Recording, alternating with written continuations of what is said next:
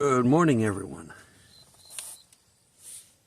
We're about the same on the lake. The rain kind of leveled it off for a little bit. We're going to have to keep waiting and watch it slowly dry up. Anyhow, I wanted to cover some basics on teaching the Bible.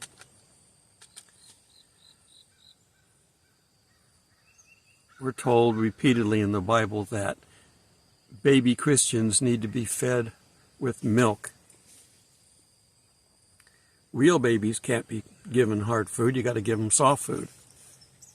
One, they've got no teeth yet, and their digestive systems aren't ready for it yet.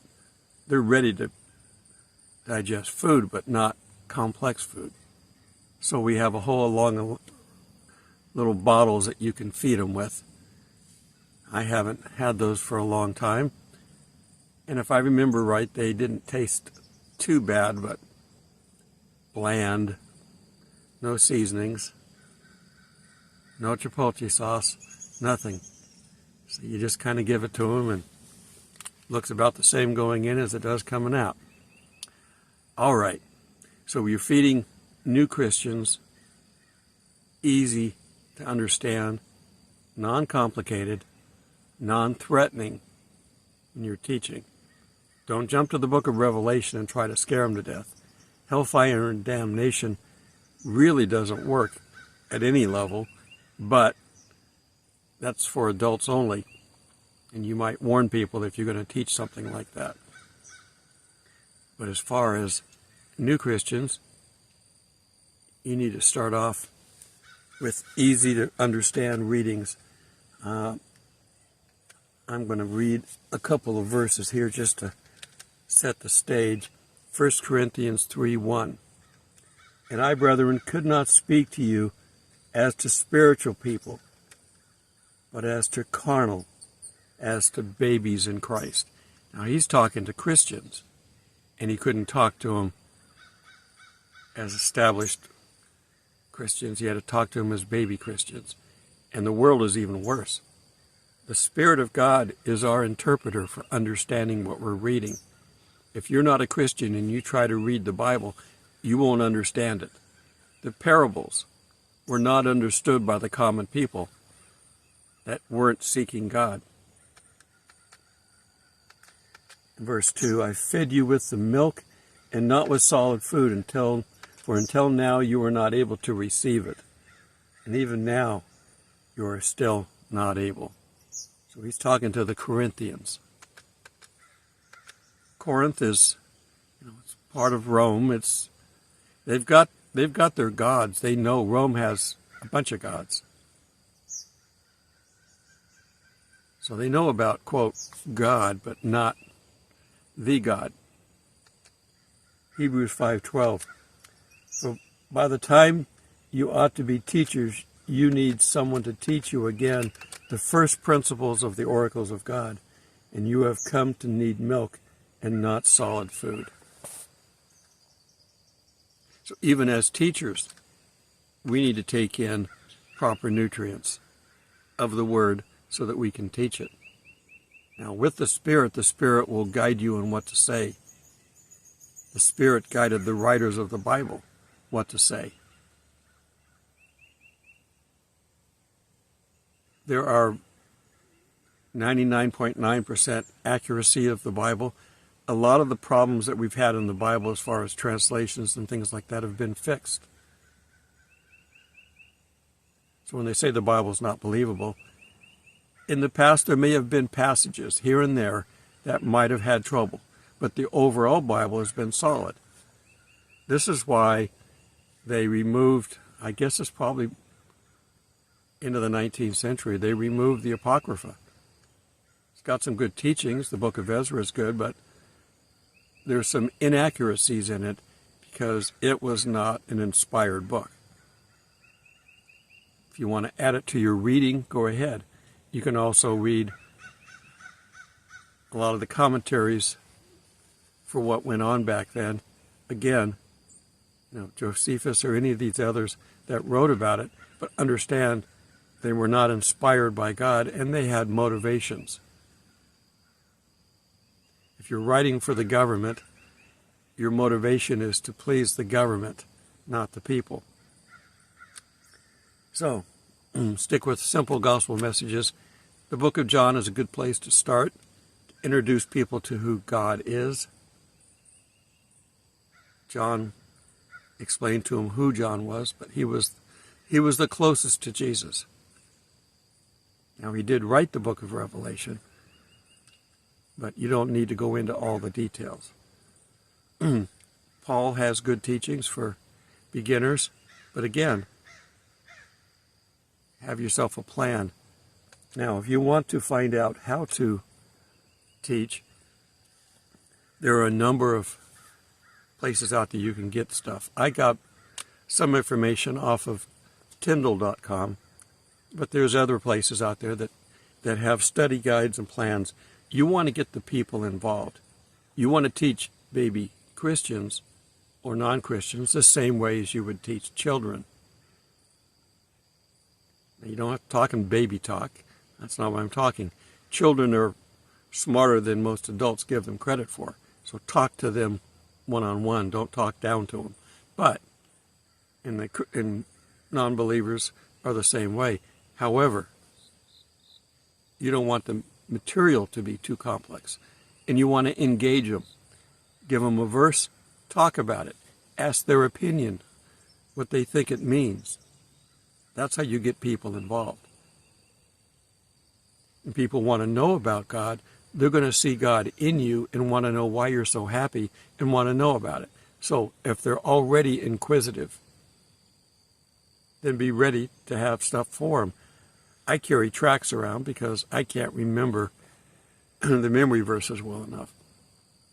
Every time I move my hand up, it messes with the light. See, I just did it and it messed up the light. Come on.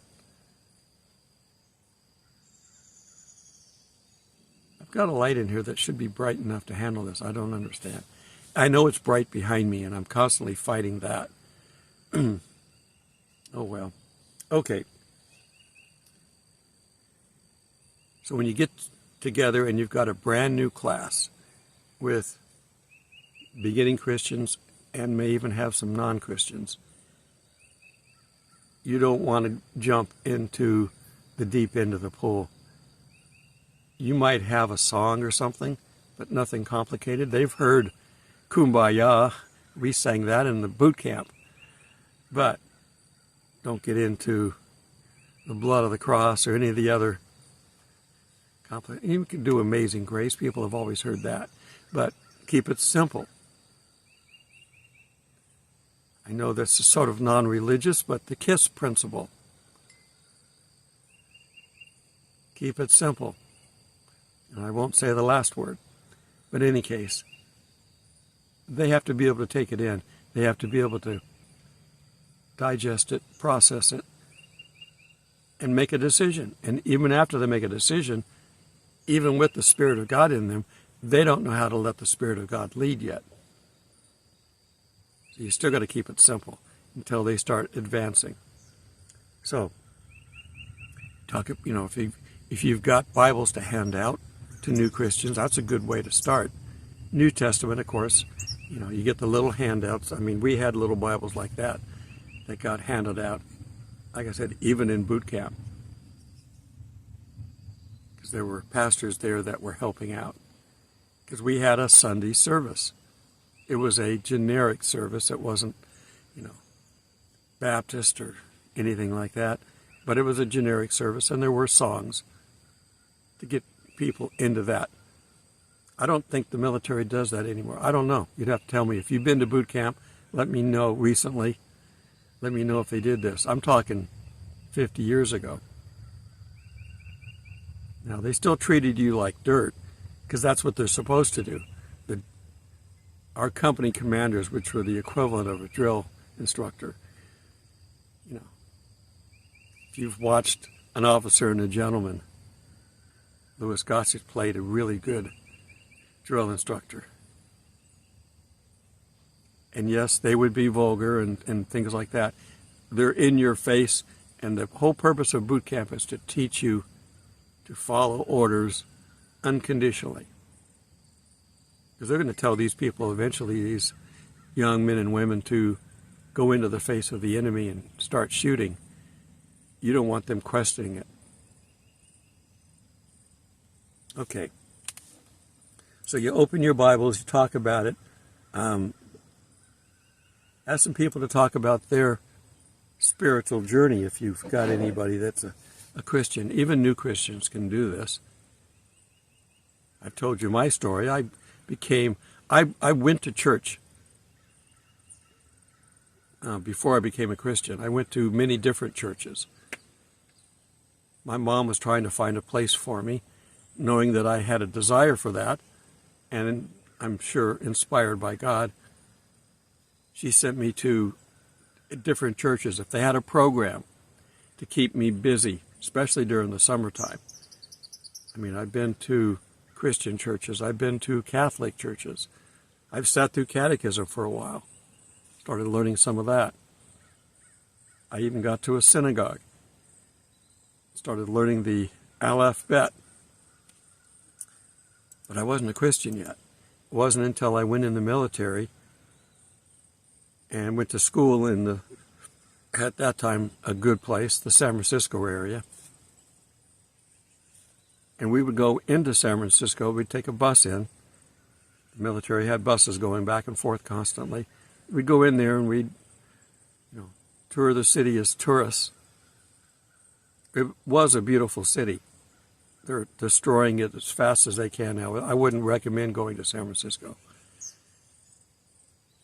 And they're doing that to all of California. Satan hates man. He doesn't want us to enjoy anything. And he wants to destroy us and everything that we have anything to do with. But in any case, we'd wander the streets, and the church sent a bus in. The church from the east side of the bay was in Castro Valley. It was a neighborhood church, if you need an affiliation. It was Christian, but a specific type. We went there for games, fun. We'd play volleyball. Oh, and they had female hostesses. Well chaperoned, because these are sailors. So they were well chaperoned to keep us in line.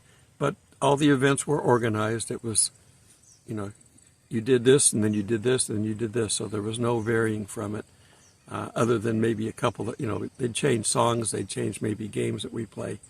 There'd be a meal. This is Saturday. On Sunday, we'd all go to church as a group and sit in the church and listen to that, sing songs, listen to the preacher. And then we'd come back and there may be some more songs. Our host, his name was David Von Rotz. He's long gone now, but he impressed me then as the kindest, gentlest man that I ever knew. Nothing fazed him. I never saw him get angry. I never saw him raise his voice. He was just calm. He was the music director at the church. He played the big church organ that they had. This was a big fancy church, not wealthy church, but a big this was a fairly well-to-do area. They bought a church organ from an old theater in San Francisco, and it set up, it's all big pipe organ. There was a couple of rooms full of all the gadgets that made all the noise. And it was air-driven with an air pump. No electronics. There was some electronics up in the sound booth when they had their board up there for adjusting sounds and stuff and lights. And he would play the piano. Some of us would try to play. I tried to play the guitar, but I wasn't any good at it. You got to know what you got to have the music in you. You've got to have the Spirit in you. Okay, so I became a Christian because of this agency, this church.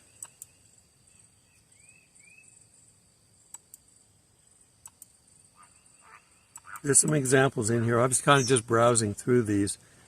I decided not to word for word read this. I'm just gleaning through and finding things in there. If you've got someone who's never been to church, never heard the Bible, you got to do a little bit of foundation. Talk about, well, the Bible was written, thousands of years ago, at least 2,000 years ago, roughly, when they wrote the New Testament. You don't have to get to exact numbers. On this date this was written. You don't have to know that King James was released in 1611 or commissioned in 1611 or released in 1617. You don't need to know that. But just know that this was written by a number of people inspired by God to write them. Now, they're not going to understand what inspired by God means. Not yet, not till they get the Spirit. But just cover the basics. If you put this in perspective, you're flying over the mountain ranges, describing the mountaintops. Don't go down the valley. You get lost down there. And you can read parts of the Bible. If you've got multiple people in there, you can ask somebody to read, read the next verse or read the next chapter, depending on how many people you got. Is this a ranger coming in? I think it is. Nope. Somebody else. There's a white vehicle, and I've got the sun right there. I'm looking into it. In fact, I gotta close up my window so that it's not messing with my light. But you just do some basics. They don't understand. They don't even understand who Jesus is. And you'll get into that eventually. But you've got to get them introduced to God first before you can talk about the Son of God. Now, most people will say that they believe in God to some degree. There aren't that many people that are professing atheists, and even the atheists are atheists because they don't want to confront the issues. That's just the way they get away with stuff. I even play with the Jehovah's Witness that way if they come to the door. I'm an atheist. You're an atheist? I go, yeah, swear to God. But in any case, the basics. And you know the basics, so you don't have to worry about this. You don't have to say, I don't know how to do this. Now, if you want to help them understand this stuff, have a prepared lesson that you've gone over. It doesn't have to be more than a page. You can memorize the page. You can keep it with you if you need it as reference, but that's why I have tracts. Everything I need is in the tracts, and I hand them a copy of a tract, and I keep one, and I'll read with them everything that's in the tract, starting from the first page all the way through. And it talks about Jesus dying for our sins. We're all sinners. We all come short of the glory of God. We all understand this. And most people who are not Christians have sins they're dealing with that they are aware of. You can't go through life and not know you're sinning. But they've usually got the bigger sins. We get, as Christians, we most of the time get rid of the bigger sins, and they're just dealing with the little ones all day long. Now, some can be tempted to deal with the big ones too. We all are tempted. But most Christians who've been a Christian for a long time are just simply dealing with, I don't want to do that, God. Find somebody else. I don't want to go in and talk to those people. I don't want to be nice to this person because I don't like them. I hate this person. Why should I be nice to him? We're dealing with other sins than the adultery and the other stuff that's going on. The lying, the cheating, the stealing. Well, we all lie to a degree. Does this dress make me look fat? Don't ever ask that, ladies. We don't have a good answer to that. You're not going to like anything that we say. We're either going to lie and tell you, no, it doesn't make you look fat, even though it may. But in reality, fat makes you look fat. So if you're dealing with that issue, look into diet and exercise. Don't try to find a dress that solves the problem. There aren't any. Come on, light. Let me see if I can get a little closer. The camera's having issues. It doesn't know what to do with all the light all around it. Who's this coming in? Oh, it's the same car that just went out. They were probably going and looking for Joe. He should be here any time now. Okay, so as you're reading through the Bible, talk to him about God creating mankind, God loving mankind, God wanting to help mankind. You're going to get the questions. Let's see if I can get this. Come on, camera. I've got a light sitting right here. Let me turn it up.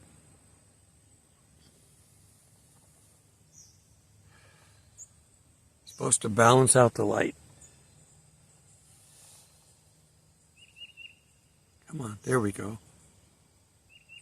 As it gets brighter, I have to adjust. The sun's coming up as I just showed you. Can I get the light on the side of my face? There we go. That might be what the problem is. I needed some of that. Okay. Getting back on subject. God will guide you. And everybody in that room has a different story to tell. A different reason. Why are you here? Where did you hear about it? Oh, your friend's a Christian. And they invited you. They were in the main church and they dumped you into this beginning Bible study. Or you've been sitting with them for a while and you said you wanted to learn more, so they put you in here. Okay, find out. Find out if they're there willingly. They'd be more likely to eat the meal you're serving than if you're being forced to be there. Just do it with kindness. Like I said, this first pastor that I really fell in love with at this church that led me to Christ. I kept wondering, why are you number two? You should be the number one preacher out there. But they had a separate preacher whose job was to teach the service. And he was a good dynamic speaker. I never really got acquainted with him that much because I stayed with Dave most of the time. But it was one of those things where I could see the love of God in him, and I wanted that. Now, I didn't achieve it right away, even though I wanted it. It took me a while. And as I went into the Navy further, I started backsliding a little bit. But God had plans for that.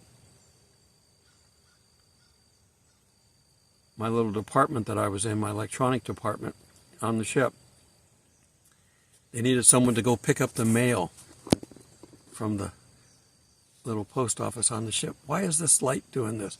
I hope it doesn't bother you. I don't know how to fix it right now.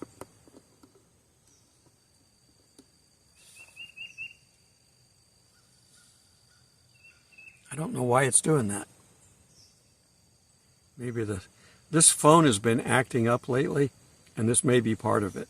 You've seen some glitches where it's changed position on me and stuff like that. I don't know. So maybe I'm due for a new phone. This might be the beginning parts of it.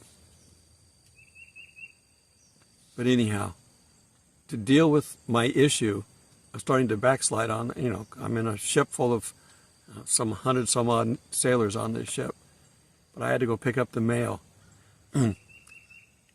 And people don't announce that they're Christians very often, at least until they're well established. And I had mentioned that I went to this church and found out that the postal guy that I had to see every day was a Christian. And he would ask me how I'm doing and would we like to get together for a Bible study.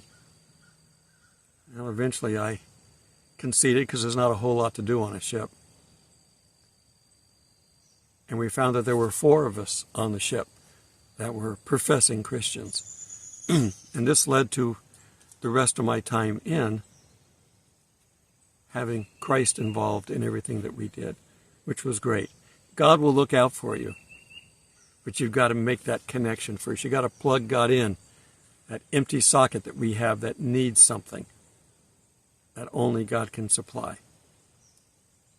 And that's part of what you want to tell these beginning Christians. Okay, I'm being distracted way too much with this light. I've pretty much covered everything.